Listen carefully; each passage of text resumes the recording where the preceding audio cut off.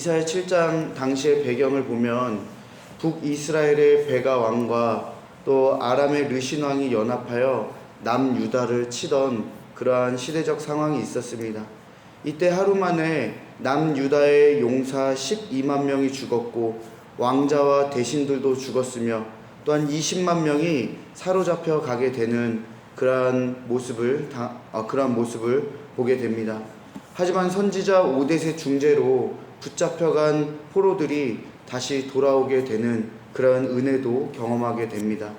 이 전쟁은 남유다 왕인 아하스와 백성들을 굉장히 두려움과 무서움에 떨게 하는 그러한 전쟁이었습니다. 이때 하나님께서는 선지자 이사야에게 역사상 가장 악한 왕인 남유다 아하스 왕 앞으로 나가게 하셨습니다.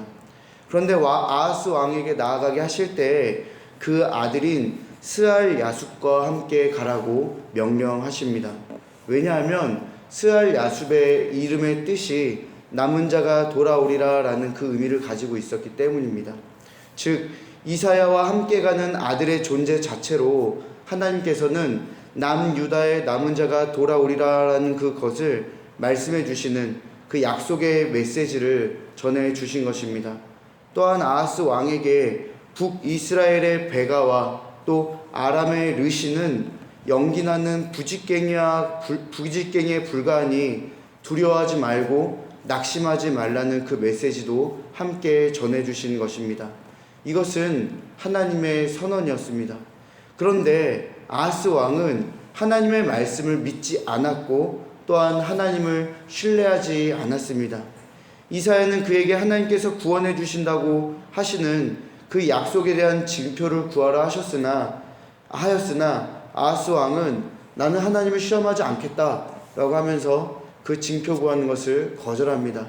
근데 어떻게 보면은 이 사람의 믿음이 좋은 것처럼 보이지만 그 마음의 실상은 이렇습니다.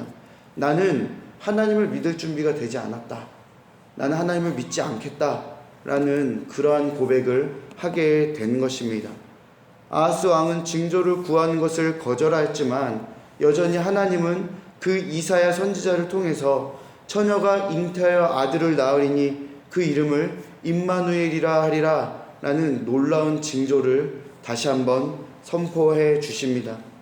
이 메시지가 전해주시는 의미는 악한 왕 아하스에게도 하나님의 구원의 메시지가 전달되고 또한 그 악한 자에게도 하나님의 구원의 기회가 주어진다라는 것, 그리고 아하스 왕이 다윗의 집을 의미하기에 하나님은 다윗의 집에 약속하신 메시아를 다윗의 자손을 통해서, 즉 다윗의 후손인 아하스와 그 후손을 통해서 허락하심으로 결국 남은 자를 구원해 주시겠다라는, 또한 구원을 이루어 가시는 신실하신 하나님이라는 것을 보여주시는 그러한 메시지를 보여주는 것입니다.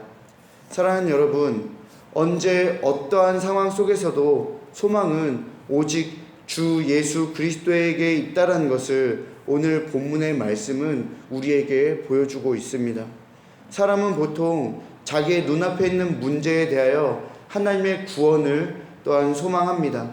하지만 하나님께서는 더 멀리, 더 넓게 보시어 궁극적인 구원, 또 영원한 구원을 우리에게 이루어 주시겠다라고 말씀해 주십니다. 그렇다고 해서 우리 삶에 펼쳐지고 일어나는 일들에 대해서 하나님이 구원을 안 해주시겠다라는 게 전혀 아닙니다. 소극적인 차원에서 우리의 삶에 일어나는 수많은 일들은 적극적인 차원에서 하나님께서 우리를 향해 이루시는 그 구원의 경륜 안에서 모든 것을 다 해결해 주시겠다라는 그 뜻이 담겨져 있는 것이죠. 이것이 바로 하나님이 우리에게 말씀해 주시는, 또 하나님이 우리에게 계획하시는 그 구원이라는 것을 여기 계신 여러분들도 믿음으로 받아들여야 합니다.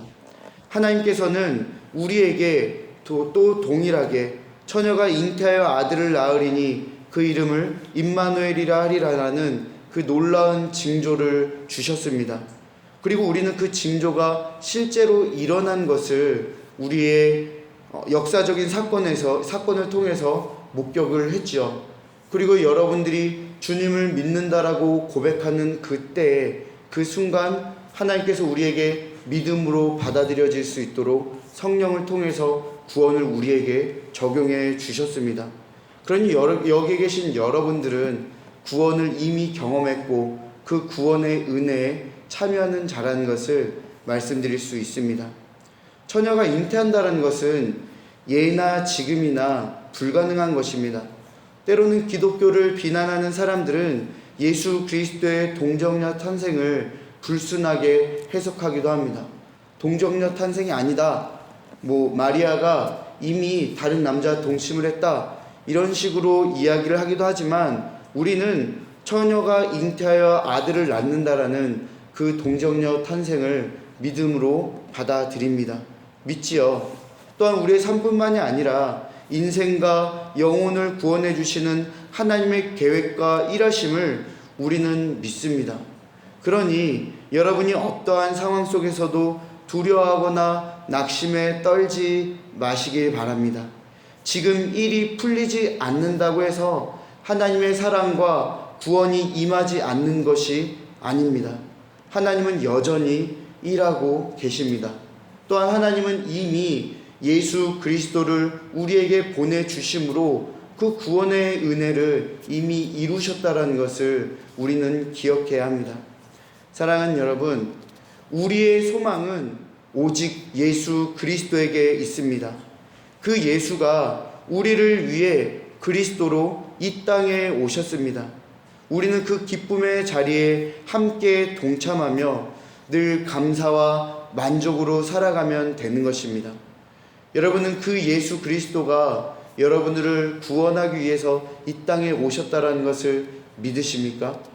처녀가 잉태하여 아들을 낳으리니 그 아들이 임마누엘이라고 말씀하시는 하나님의 선언을 여러분들은 믿음으로 받아들이십니까? 그 믿음이 우리를 오늘 하루를 또한 우리의 평생을 살게 하는 것입니다. 그러나 여러분, 분명히 기억해야 될 것은 그 믿음조차도 하나님께서 우리에게 주신 선물이라는 것입니다. 그 믿음 또한 성령을 통해서 여러분에게 하나님이 주시는 값없는 너무나도 귀한 공짜 선물이라는 것을 여러분 기억하시기 바랍니다. 그럼 결론적으로는 이렇죠. 모든 것들은 다 하나님께서 우리에게 거저 주신 선물이며 거저 주신 은혜라는 사실입니다. 우리가 그 안에서 행한 것이 무엇이 있겠습니까? 그저 주시는 대로 우리를 선택하신 것도 하나님이시고 우리에게 구원을 선물해 주신 것도 하나님이시며 우리에게 믿음 또한 허락하신 것도 하나님의 은혜라는 것입니다. 그 하나님의 은혜 안에서 오늘도 감사와 기쁨과 또한 찬양이 우리의 마음과 또 우리의 입술 속에서 넘쳐나오지 않겠습니까? 여러분들의 삶이 그 감사를 기억하며 그 은혜를 기억하며 늘 찬양하며 찬송하는 그러한 삶이 되기를 간절히 바라고 소망합니다. 우리 오늘 아침에 오늘의 말씀을 또한 함께 붙들고 기도하기를 소망합니다. 우리 세 가지 기도 제목으로 같이 기도하시겠는데요. 먼저는 첫 번째 기도 제목입니다. 크리스마스는 예수님의 생일이 아닙니다. 단지 예수님의 탄생을 기념하고 축하하는 날이죠. 그렇기 때문에 우리는 이 크리스마스를 기뻐할 수가 있는 것입니다. 이 시간 우리가 먼저 함께 기도하실 때에 나를 구원하시고 또한 우리를 구원해 주시기 위해 이 땅에 오신 예수님 감사합니다. 주님의 구원이 나의 삶과 우리의 가정에 온전히 이루어지기를 소망합니다. 그 구원자 되시는 예수님의 오심에 먼저 감사하는 기도를 함께 했으면 좋겠습니다. 우리 기도하겠습니다. 은혜와 사랑이 많으신 우리 두 번째로 함께 기도하실 것은 12월 25일은 이웃을 초청하여 복음을 전하고 이웃과 함께 예수님의 탄생을 기뻐하는 행사가 있습니다. 이날 복음의 증거가 선포되는 외적인 부르심뿐만이 아니라 성령께서 그 영혼을 구원의 자리로 초청하는 내적인 부르심이 있기를 간절히 소망합니다.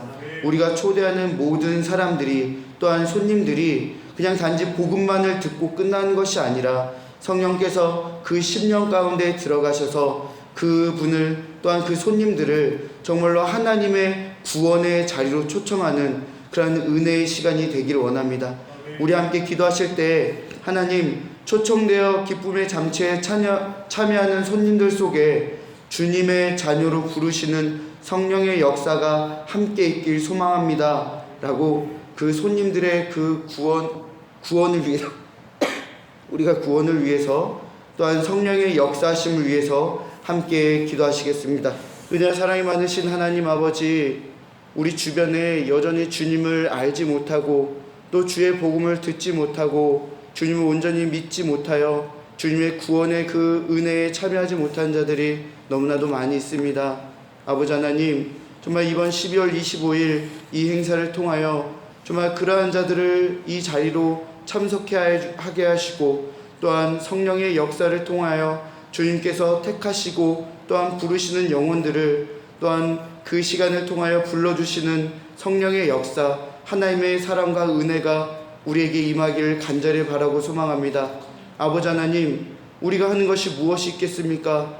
우리는 그저 하나님께서 베풀어 주시는 구원의 은혜에 늘 감사하며 감격할 뿐입니다.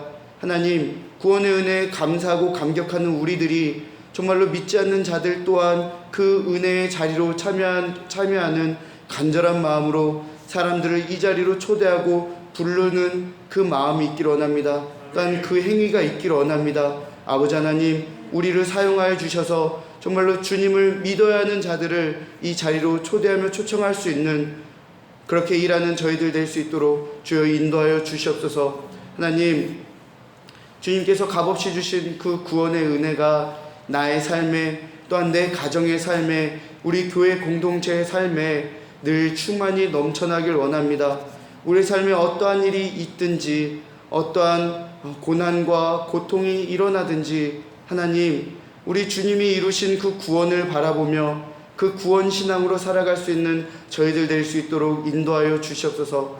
우리 삶 속에 함께 하시는 하나님의 은혜, 예수 그리스도의 그 은혜, 성령의 역사하심이 언제나 우리를 일으켜 주시고 세워 주신다라는 그 사실을 기억하며 오늘도 감사하며 힘있게 살아갈 수 있는 우리들 될 수 있도록 주여 인도하여 주시옵소서. 주님께 우리의 삶을 모든 것을 내어 맡깁니다. 하나님 아버지, 우리를 인도하여 주시고 이끌어 주시옵소서. 감사드리며 이 모든 것 은혜와 사랑이 많으신 살아계신 예수 그리스도의 이름으로 기도드리옵나이다. 아멘.